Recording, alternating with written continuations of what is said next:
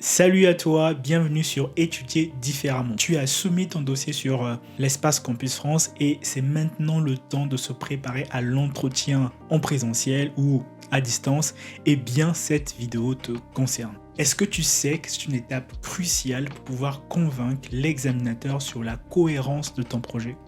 Dans cette vidéo, je vais t'apprendre en 3 grandes étapes comment réussir ton entretien d'un seul coup. C'est parti.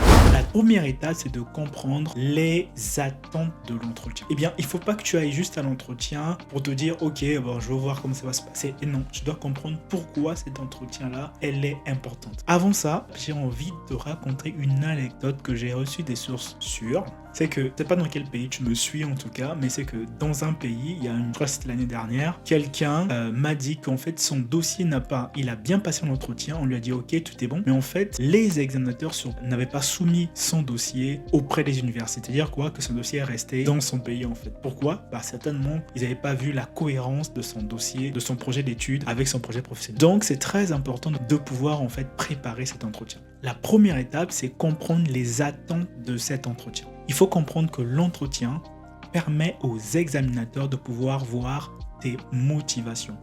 Ils vont évaluer tes motivations sur plusieurs aspects, certes, mais en tout cas, durant cet entretien, on pourra voir si tu es motivé pour aller étudier en France ou pas. La seconde des choses, c'est qu'ils vont évaluer ton projet d'études. Et bien, je me dis, c'est même le plus important. Ils vont évaluer ta motivation de ton projet d'études. Pourquoi tu vas aller étudier en France, pourquoi pas ailleurs. Ils vont évaluer la cohérence avec ton projet professionnel, ce que tu veux faire plus tard. Est-ce que ça correspond?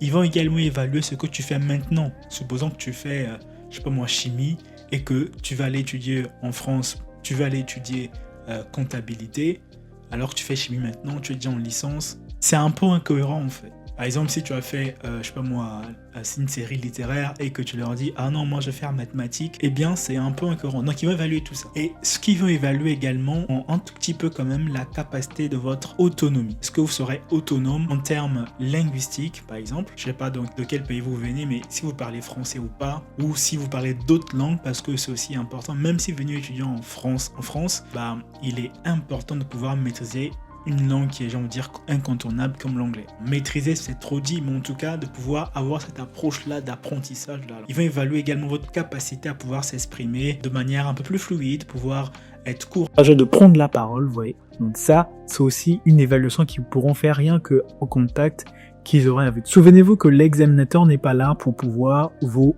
mettre les bâtons dans le roue ou pour vous freiner. Non, c'est pas ça le but. Il est juste là pour pouvoir évaluer vos motivations, évaluer la cohérence de votre projet, et bah si c'est bon, bah c'est tout bon pour vous. Et ce qu'il faut comprendre également, c'est que l'entretien Campus France ne dure pas très longtemps. Donc il faudrait bien préparer cela pour pouvoir ne pas sortir du cap.